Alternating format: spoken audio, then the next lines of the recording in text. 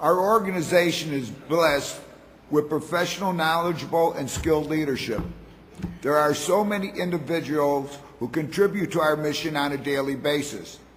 And leading our members and professional staff is our National Adjutant, Arthur H. Wilson. Our steadfast commitment to serving veterans has greatly benefited our organization and improved the lives of million disabled veterans and their families. Leaders in Washington will quickly tell you the DAV is the preeminent veteran service organization. ART's ability to recognize what is important and necessary, along with the strength of character, has moved our organization forward across many fronts. Ladies and gentlemen, here to present his report to the National Convention is my friend, your friend, our National Adjutant, Art Wilson.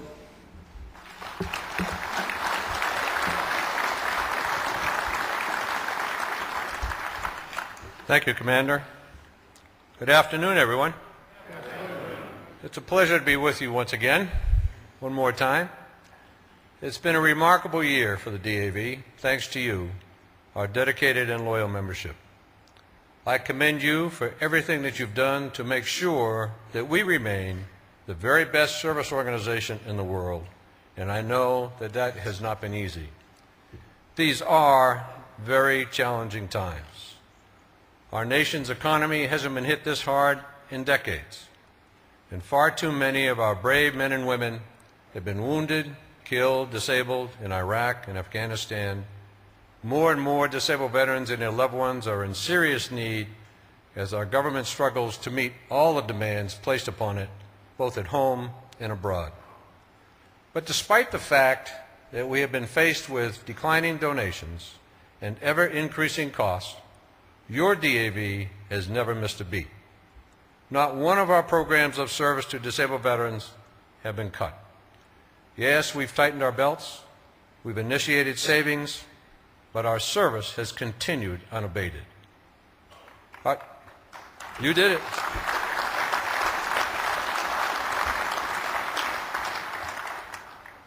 Our strategic planning and oversight has positioned us to take the hits and still deliver the goods. We continue to fulfill our mission of building better lives for disabled veterans and their families. We also continue our unmatched leadership in the public policy arena, advocating for our fellow disabled veterans.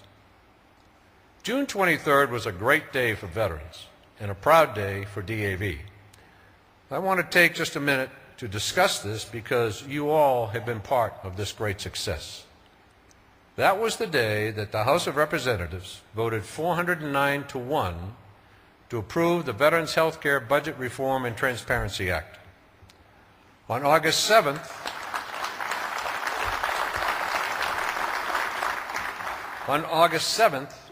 similar legislation passed the Senate by unanimous consent, setting the stage for the House and Senate Veterans Affairs Committees to negotiate a final version which can then be approved by the full House and Senate and signed by the President.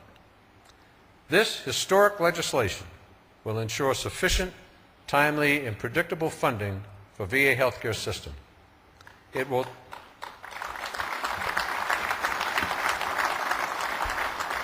strengthen and sustain the delivery of medical services to millions of veterans, particularly disabled veterans.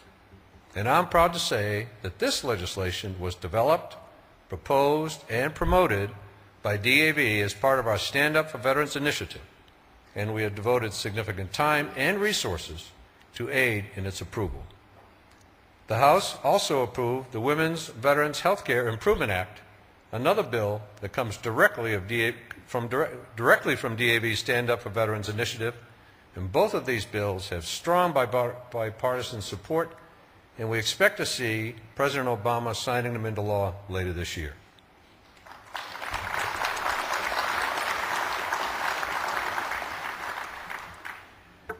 It is important to reflect on how we've achieved these successes and to thank all of you who have played such an important role. When your legislative team meets with members of the House and Senate, They walk through the door armed with our stellar reputation, something that you all have helped to empower and enrich. Everything we do is strengthened by the many ways in which our service, volunteer, transportation, and other programs have assisted disabled veterans. So you should all feel proud of the work that you have done to support and sustain the DAV.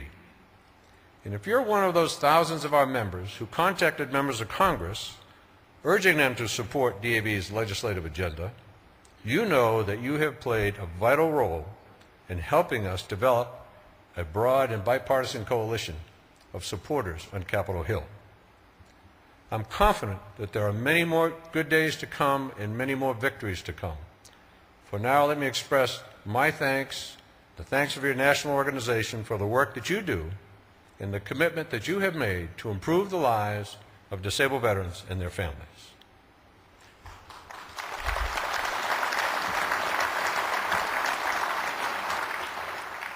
We have witnessed remarkable changes in the DAV this year. We've seen a new generation of disabled veterans joining our ranks and moving into leadership positions at all levels.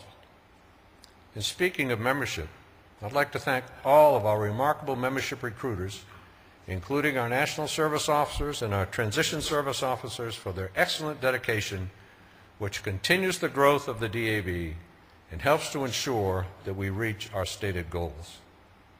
Many new members are entering our National Service Officer Corps, and several have joined our headquarters staffs.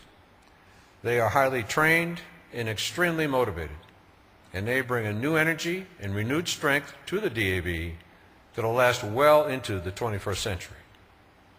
And while our organization continues to attract new members, we have sadly witnessed a steep decline in the number of World War II members. But we have seen an increase in Vietnam veterans and those who have served in the more recent wars. Many of them served in the modern era and during Desert Storm and are bringing a new vitality to our organization. You know, our primary mission of service has been excellent. We represented nearly 250,000 veterans and their families in their claims for benefits last year, obtaining for them over $3 billion in new and retroactive benefits. We provide great services at the Board of Veterans' Appeals and the U.S. Appeals Court for Veterans Claims. And we have represented more than 27% of all cases decided by the Board of Veterans' Appeals in 2008. We implemented a long-anticipated plan to utilize services of carefully selected law firms to provide free representation to some DAV clients at the Veterans Court. Nearly 200 veterans received that free representation before the court in 2008. And with the assistance of the pro bono work, we expect the number of veterans receiving representation before the court will increase substantially in future years. Our 260 National Service Officers and 41 Transition Service Officers are highly trained, they're professional, and they're skilled experts in developing and prosecuting veterans' claims through in-depth review of medical records. These 300 men and women are the very best because they do what they're trained to do. And our record is based on service, and our reputation of service continues to grow as we reach out to communities across this nation. As evidence, this year we are replacing our mobile service offices with 10 new vehicles. And I especially want to recognize all of our dedicated volunteers who last year donated 2.3 million hours of their own time to help their fellow sick and disabled veterans. That's an amazing record of service, and I want to thank you all for what you do every single day. I want to take a minute now and ask you to sit back and look at the innovation and energy of your DAV during the past year.